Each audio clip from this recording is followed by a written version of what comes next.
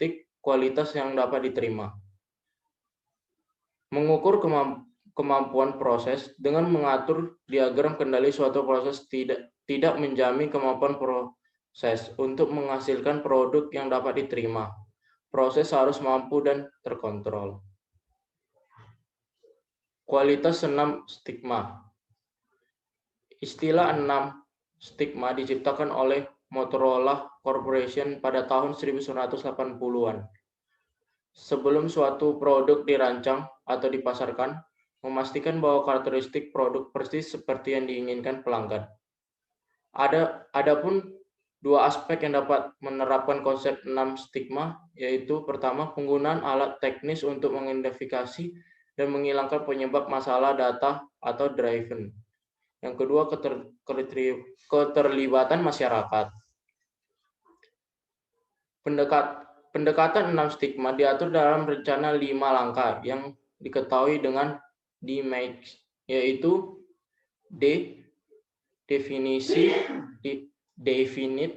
definisikan masalah kualitas dari proses tersebut. Measure, mengukur kinerja produk saat ini. Analisis produk untuk mengidentifikasi akar penyebab masalah kualitas. Improvement, perbaiki proses dengan menghilangkan akar penyebab masalah. Kontrol proses untuk memastikan peningkatan terus berlanjut. Penerimaan sampling. Pengajuan pada proses pemeriksaan secara acak jumlah item dari suatu lot untuk menjaga kualitas produk. Pemeriksaan tidak dilakukan secara menyeluruh karena jika memeriksa sejumlah besar item dan jumlah bisa menyebabkan masalah karena kelelahan pekerjaan. Tujuan dari penerimaan sampel adalah untuk menentukan kriteria penerimaan atau penolakan berdasarkan ukuran lot, ukuran sampel, dan tingkat kepercayaan. Jenis rencana pengambilan sampel. Rencana pengambilan sampel. Rencana sampling, penerimaan yang justru menentukan parameter dari prosedur sampling dan kriteria penerimaan. Kurva karakteristik atau OC. Kurva ini menggunakan probabilitas untuk menerima lot dengan berbagai proporsi cacat dalam tersebut.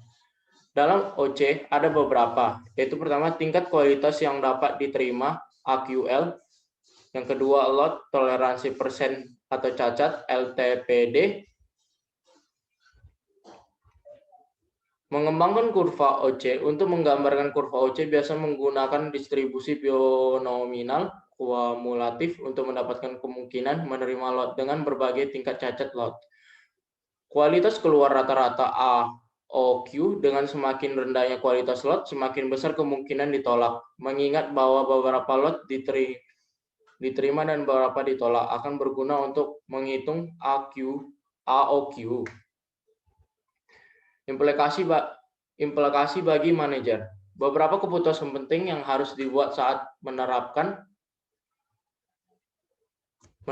SPQ adalah yang pertama berapa banyak dan beberapa sering memeriksa. Yang kedua, pertimbangan biaya produk dan volume produk. Yang ketiga, pertimbangan stabilitas proses. Yang keempat, pertimbangan ukuran lot. Tempat memeriksa. Beberapa poin yang dianggap penting yaitu adalah material inbound, yang kedua produk jadi. Pengendalian kualitas statistik dalam layanan. Alat kendali mutu statistik SQC telah digunakan secara luas dalam organisasi manufaktur selama beberapa waktu, seperti pada perusahaan Motorola, Toyota, dan lainnya. Tetapi dalam organisasi tertinggi dalam penggunaan SQC, karena pengendalian kualitas memerlukan pengukuran dan sulit untuk mengukur kualitas layanan. Dan cara untuk mengukur kualitas layanan yaitu dengan merancang ukuran yang dapat diukur dari dimensi penting dari layanan tersebut. Pengendalian kualitas statistik di seluruh organisasi. Alat SQC membutuhkan masukan dari fungsi lain untuk mempengaruhi keberhasilan dan evaluasi tugas. Pemasaran memainkan peran penting dalam menetapkan standar kualitas produk dan layanan. Keuangan merupakan bagian integrasi dari proses pengenalan kualitas statistik.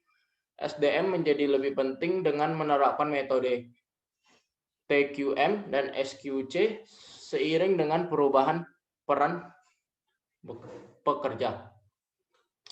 Sumber informasi adalah fungsi dan memerlukan banyak informasi yang dibutuhkan untuk SQC dapat diakses oleh semua yang membutuhkannya. Sekian presentasi mengenai kualitas produk. Saya minta maaf bila ada salah perkataan.